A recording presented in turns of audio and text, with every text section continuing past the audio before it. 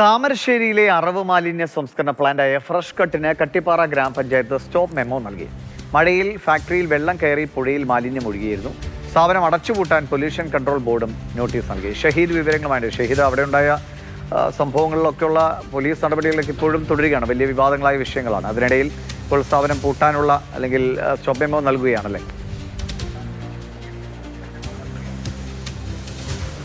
ദിവിഷ് സൂചിപ്പിച്ച പോലെ തന്നെ വലിയ വിവാദമായതാണ്. ഏറെ ആരോപണങ്ങൾ ഉയർന്ന കമ്പനിയാണ്, സ്ഥാപനമാണ് ഫ്രഷ് കട്ട് അറവ് മാലിന്യ സംസ്കരണ പ്ലാന്റ് താമരശ്ശേരിയിലുള്ളത്.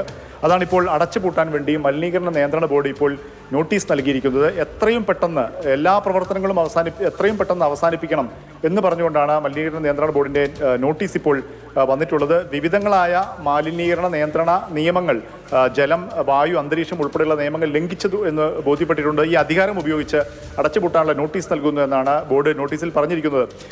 നേരത്തെ തന്നെ പ്രവർത്തനം തുടങ്ങിയപ്പോൾ തന്നെ ആളുകൾ ശക്തമായി എതിർപ്പുമായി രംഗത്ത് വന്നിരുന്നു. പിന്നീട് വലിയ തോതിൽ അറവ് മാലിന്യ സംസ്കരിച്ചതിന് ശേഷമുള്ള അതിൻ്റെ വലിയ ജലം പൊല്യൂട്ടഡ് ആക്കുന്ന അത്തരം ദ്രാവകങ്ങൾ വലിയ തോതിൽ പുഴയിലേക്ക് ഒഴുക്കുന്നു, ദുർഗന്ധം ഉണ്ടാക്കുന്നു എന്നൊക്കെ പറഞ്ഞുകൊണ്ട് ജനങ്ങൾ വലിയ പ്രക്ഷോഭം നടത്തിയിരുന്നു. അതിനെതിരെ പോലീസിനെ ഉപയോഗിച്ച് വലിയ രീതിയിൽ അടിച്ചമർത്തി ജനങ്ങൾക്കെതിരെ വ്യാപകമായി കേസെടുക്കുകയും ആളുകൾക്ക് വീടുകളിൽ വരാൻ പോലും കഴിയാത്ത രീതിയിൽ പോലീസിന്റെ ഒരു വേട്ട അവിടെ നടന്നു എന്ന ആരോപണമൊക്കെ ഉയർന്നതാണ്, നമ്മൾ റിപ്പോർട്ട് ചെയ്തതാണ്.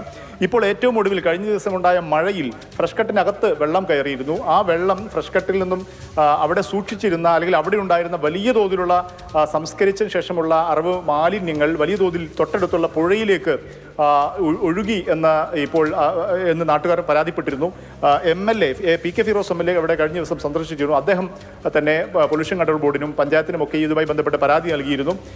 ഈ കാര്യം കൂടി ബോധ്യപ്പെട്ടു. കഴിഞ്ഞ ദിവസമുണ്ടായ മഴയിൽ വലിയ തോതിൽ അവിടെയുള്ള മാലിന്യം തൊട്ടടുത്തുള്ള പുഴയിലേക്ക് ഒഴുകി എന്ന് ബോധ്യപ്പെട്ടതിൻ്റെ കൂടി അടിസ്ഥാനത്തിലാണ് ഇപ്പോൾ അടിയന്തരമായി ഇത്തരമൊരു തീരുമാനം എടുത്തിരിക്കുന്നത്. ഇപ്പോൾ അവിടെയുള്ള സമരക്കാരൊക്കെ ആഹ്ലാദ പ്രകടനം നടത്തിയിട്ടുണ്ട്. വലിയ വിജയമായാണ് അവർ ആഘോഷിക്കുന്നത്. ഈ തരത്തിൽ കുറച്ച് കാലങ്ങളായുള്ള സമരത്തിന്റെ വിജയം കൂടിയായാണ് അവർ ഇതിനെ കാണുന്നത്. ശരി, മുഹമ്മദ് ഷഹീദാണ് വിവരങ്ങൾ നൽകിയത്.